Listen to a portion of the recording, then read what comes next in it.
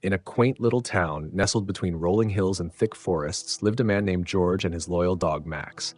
George and Max were inseparable, their bond forged through years of companionship and countless shared adventures. George had found Max as a stray puppy, abandoned and shivering in the cold, and from that day forward, they had been each other's constant shadows. George was a kind-hearted man, known throughout the town for his generosity and warmth.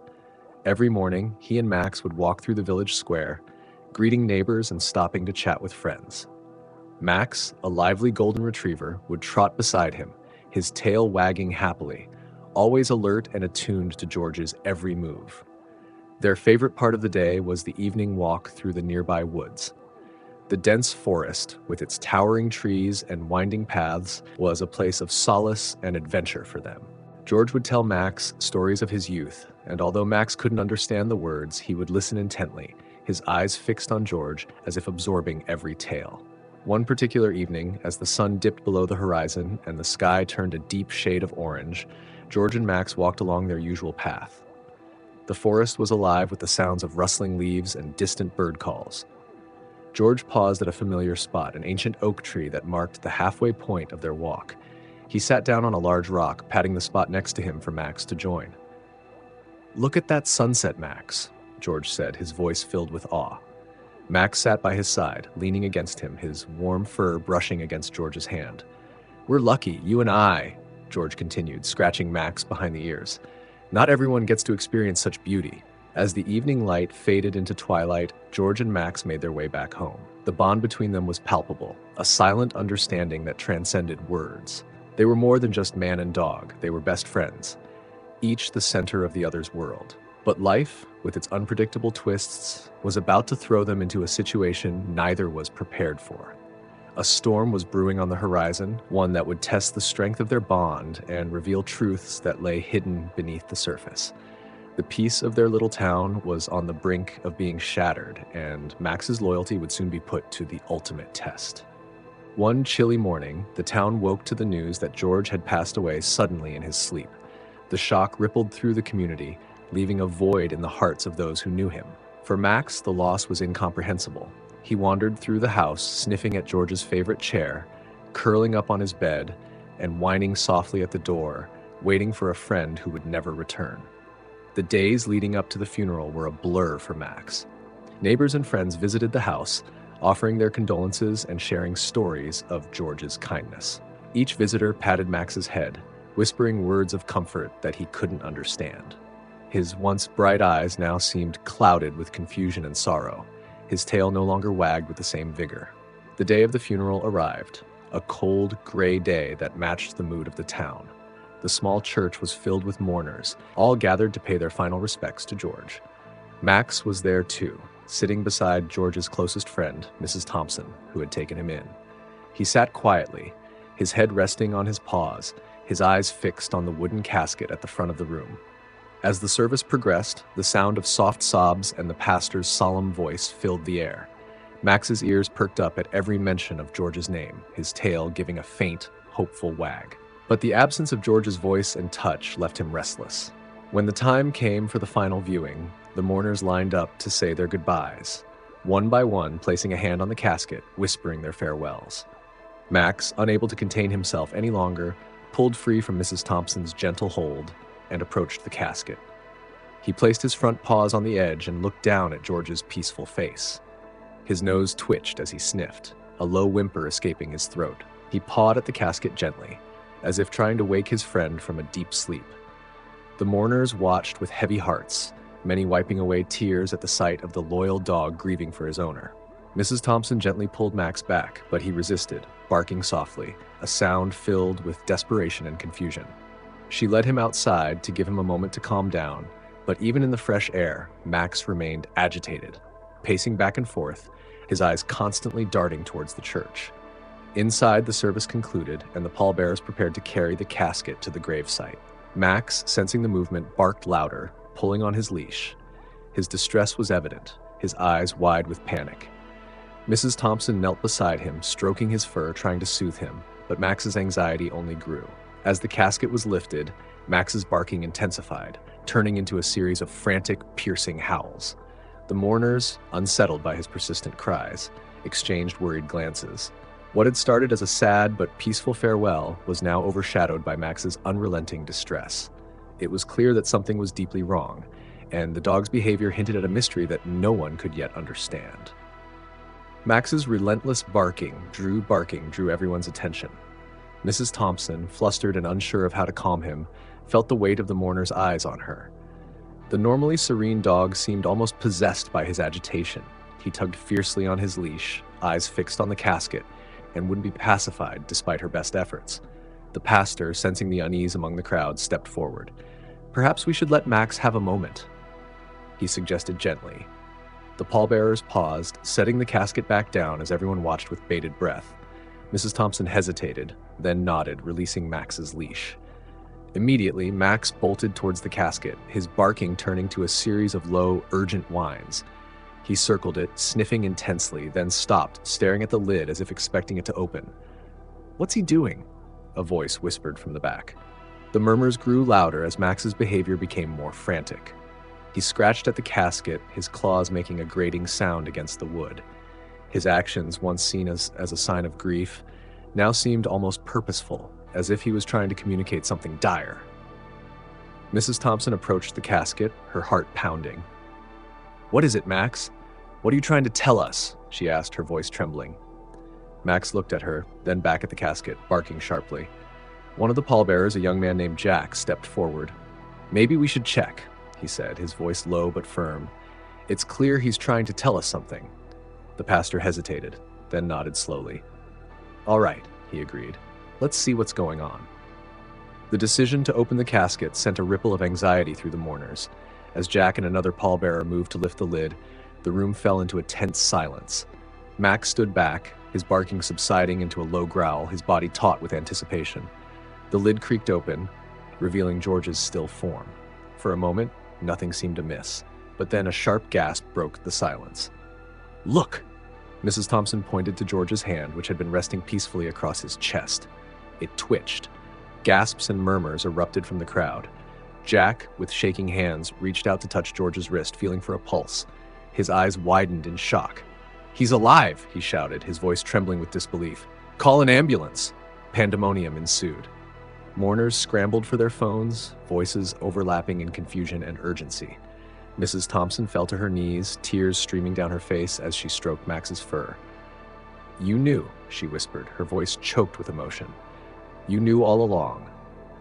Max barked again, this time with a note of triumph, as if to say, "I told you so."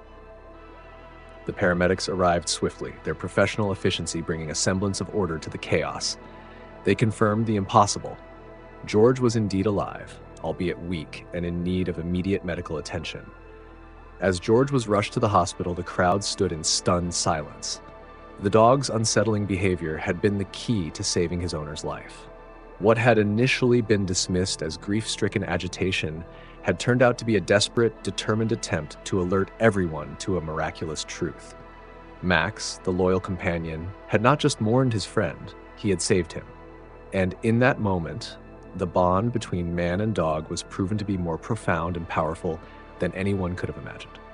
The ambulance sped away, sirens blaring, leaving the mourners in a state of stunned silence.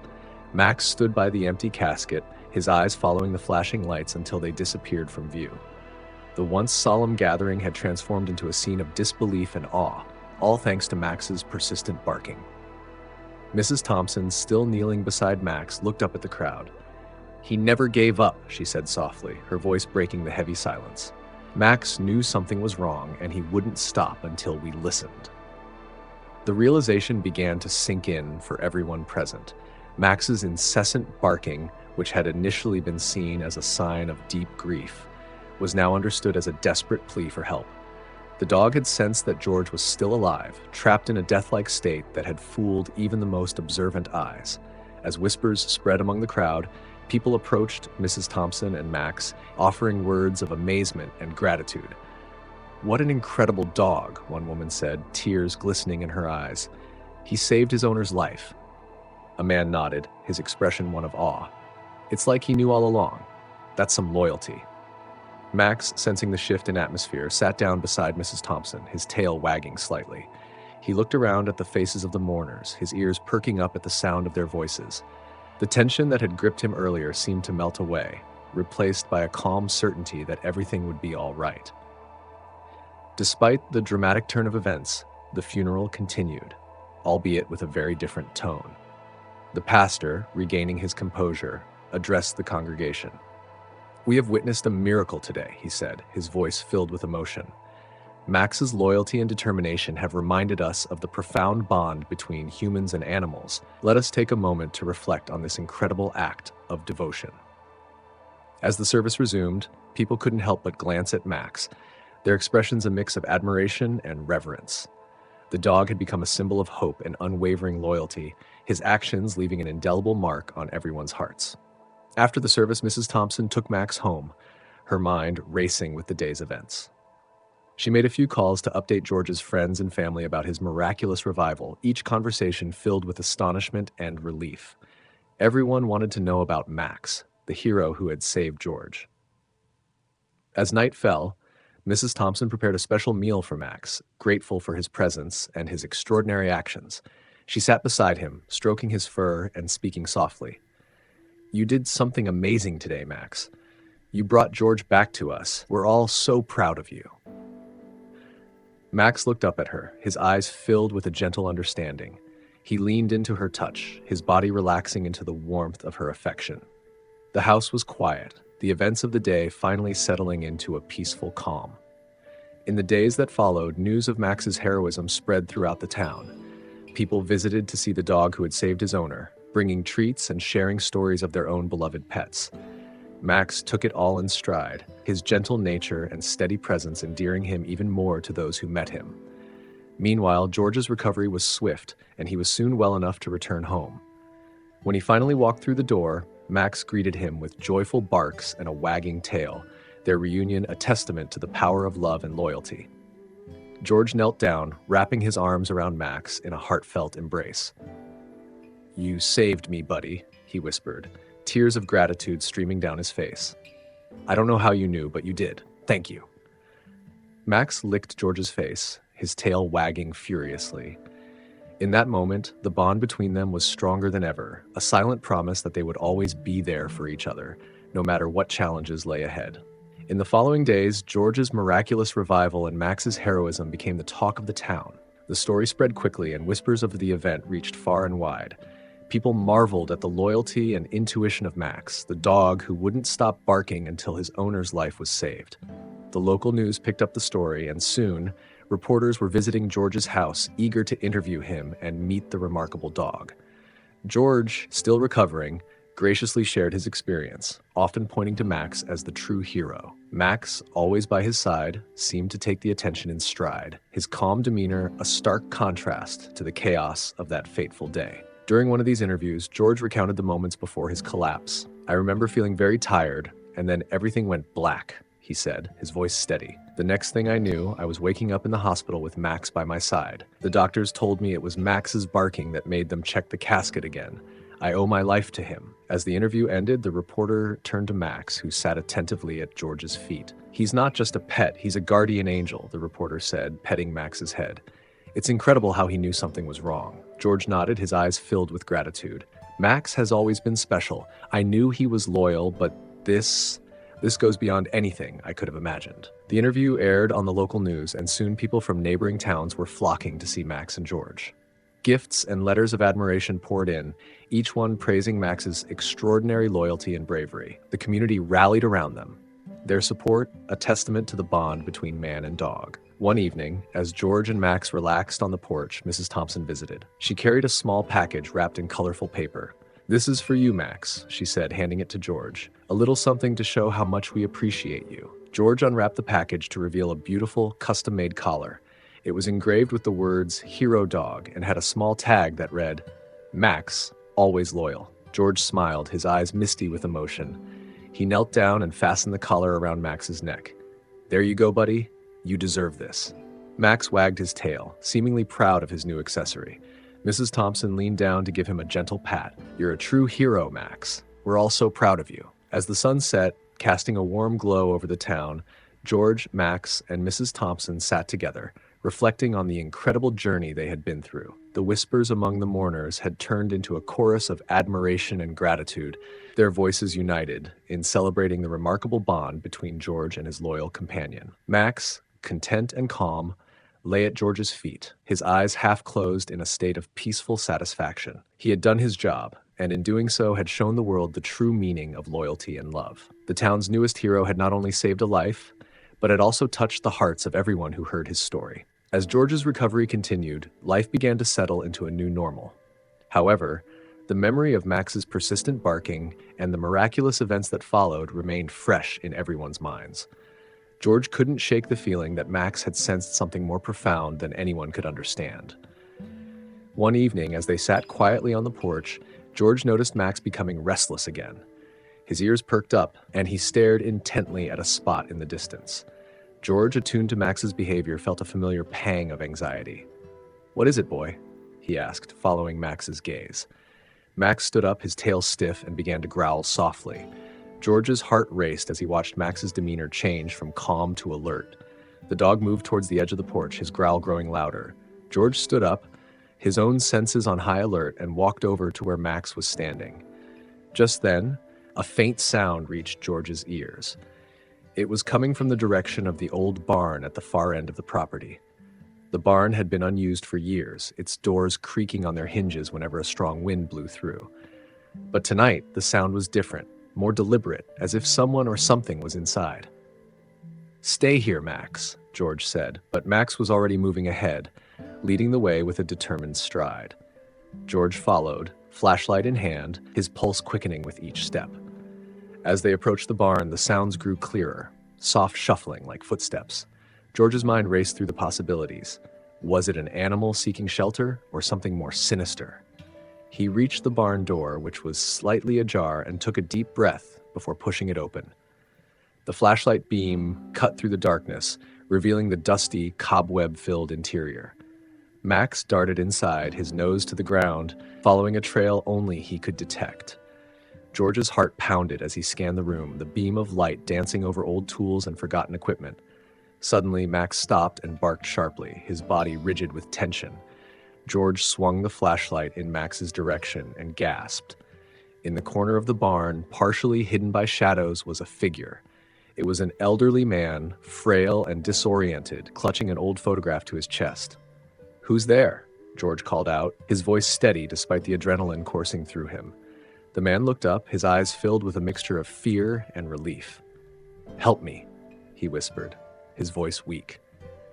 "I've been lost for days."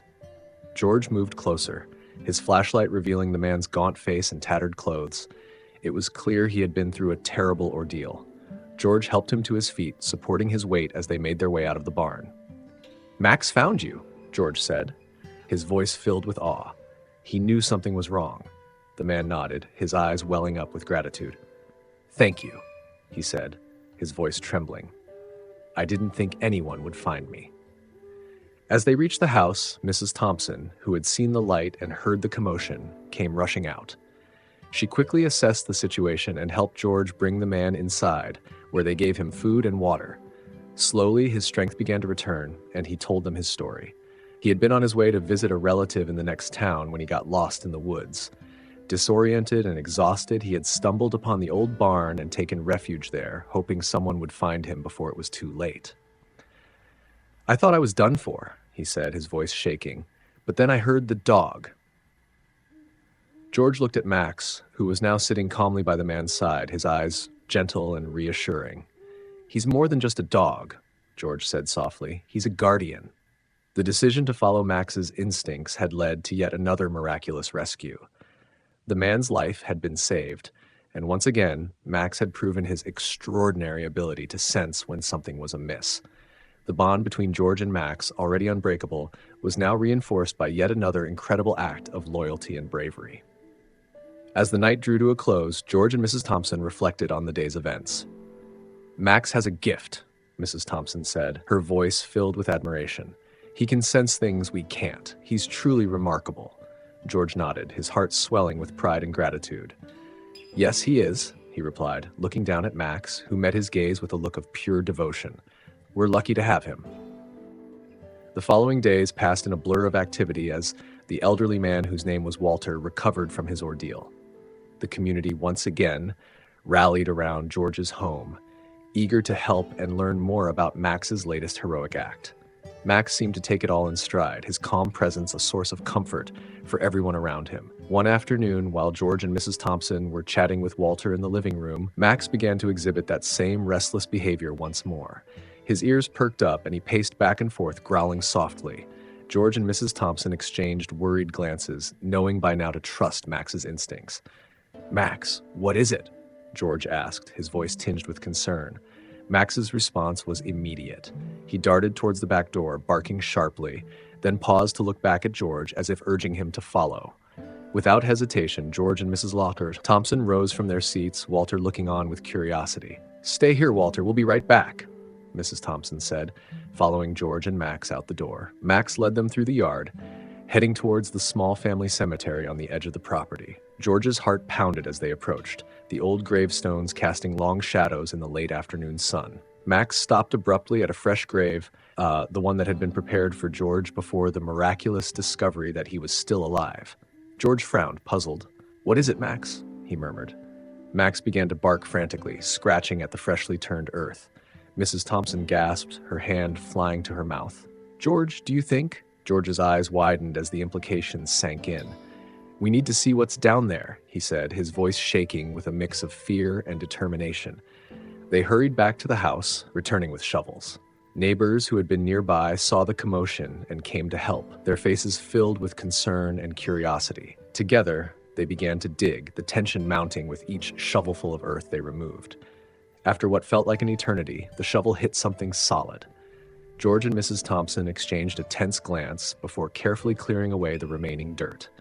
There, lying in the grave, was a small, crudely made wooden box. George's hands trembled as he pried the lid open. Inside, to their horror, was the body of a small, deceased animal, wrapped in cloth. The sight was both heartbreaking and disturbing. Mrs. Thompson covered her mouth to stifle a sob, and the neighbors looked on in shocked silence. What is this?" George whispered, his voice cracking. One of the neighbors, an elderly man named Harold, stepped forward, his face pale. "It looks like someone buried their pet here in secret," he said quietly. "But why and who?" As they stood there grappling with the horrifying discovery, Max continued to bark, his eyes fixed on the box.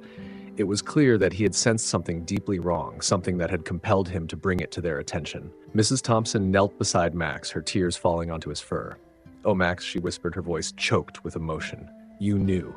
You always know." The implications of the discovery began to sink in. Someone in their community had buried a beloved pet in secret, perhaps out of fear or sorrow. The questions swirled in George's mind, but one thing was clear. Max's instincts had once again uncovered a truth that needed to be faced. As the sun set, casting a somber glow over the graveyard, the group stood in silent reflection. They decided to give the small animal a proper burial, honoring its life and the bond it had shared with its owner. George and the others worked together, creating a new, dignified resting place for the pet. Max sat quietly by the grave, his eyes filled with a quiet understanding. He had fulfilled his duty once again, revealing a hidden truth and bringing peace to a troubled soul. The community, united by the experience, found comfort in their shared compassion and the extraordinary instincts of a loyal dog. As night fell, George and Mrs. Thompson walked back to the house with Max by their side. The events of the day had left them shaken, but also deeply grateful for Max's unwavering dedication. They knew that whatever challenges lay ahead, they could face them together, guided by the remarkable bond they shared with their loyal companion.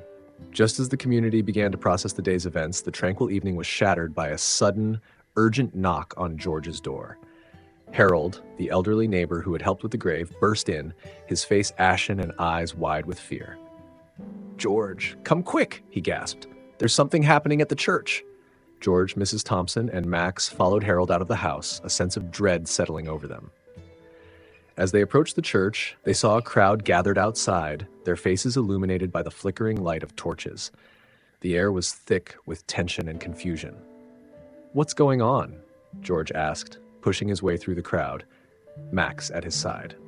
Inside the church, pandemonium reigned. Pews were overturned and people were shouting, their voices echoing off the stone walls.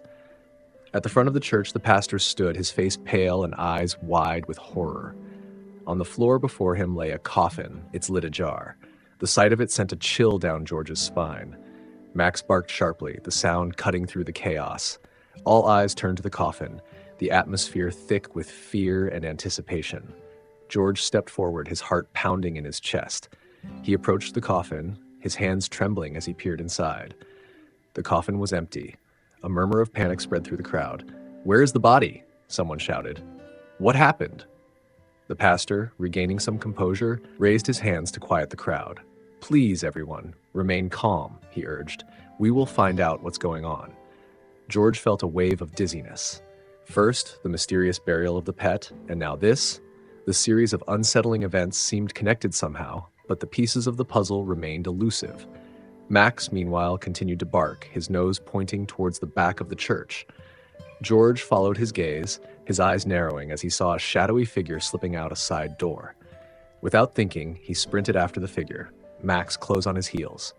Bursting through the door, George found himself in the dark alley behind the church. The figure was a few yards ahead, moving swiftly. "Stop!" George shouted, his voice echoing off the walls. The figure hesitated for a moment, then broke into a run. Max, sensing the urgency, surged forward, his powerful legs propelling him ahead of George. The dog's speed and agility closed the gap quickly. The figure stumbled, glancing back in fear as Max bore down on them. In a flash, Max leapt, tackling the figure to the ground. George caught up, panting heavily, and pulled the hood away to reveal a young man, his face pale and eyes wide with terror. "Please, don't hurt me," the young man begged, his voice trembling. "I didn't mean any harm." George knelt beside him, his breath coming in ragged gasps. "Who are you? And what's going on?" The young man swallowed hard, glancing nervously at Max, who stood guard over him, growling softly. "My name is Tom," he said. I didn't know what else to do. I was scared." George frowned, trying to make sense of his words. "Scared of what?" Tom looked down, his shoulders slumping in defeat. "I found something," he whispered. "Something I shouldn't have. I thought if I hid it, no one would know." George's mind raced. "What did you find?" Tom hesitated, then reached into his jacket, pulling out a small ornate box. "This," he said, handing it to George. "I found it buried near the old cemetery. I didn't know what it was, but when I opened it..." George took the box, feeling its weight in his hands. He opened it cautiously, revealing a collection of old, faded photographs and a small, intricately carved figurine. The photographs showed scenes of the town from years ago, including the church, the cemetery, and the old barn. "What is this?" George asked, his voice filled with a mix of curiosity and dread. Tom shook his head. "I don't know, but ever since I found it, strange things have been happening. The body in the coffin, it disappeared right after I hid this box in the church." George felt a chill run down his spine.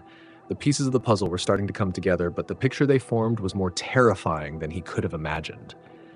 Max nudged George's hand, his eyes filled with a silent understanding. George looked at his loyal companion, feeling a surge of gratitude and determination. They had uncovered part of the mystery, but the full truth was still out there, waiting to be revealed. As the crowd outside the church grew more restless, George knew they had to act quickly. The panic and chaos threatened to consume them all, but with Max by his side, he felt a renewed sense of purpose. Together, they would uncover the truth and bring peace to their troubled town. George stood up, the small, ornate box clutched tightly in his hand. "We need to go back inside," he said firmly to Tom. "The others need to know what you found."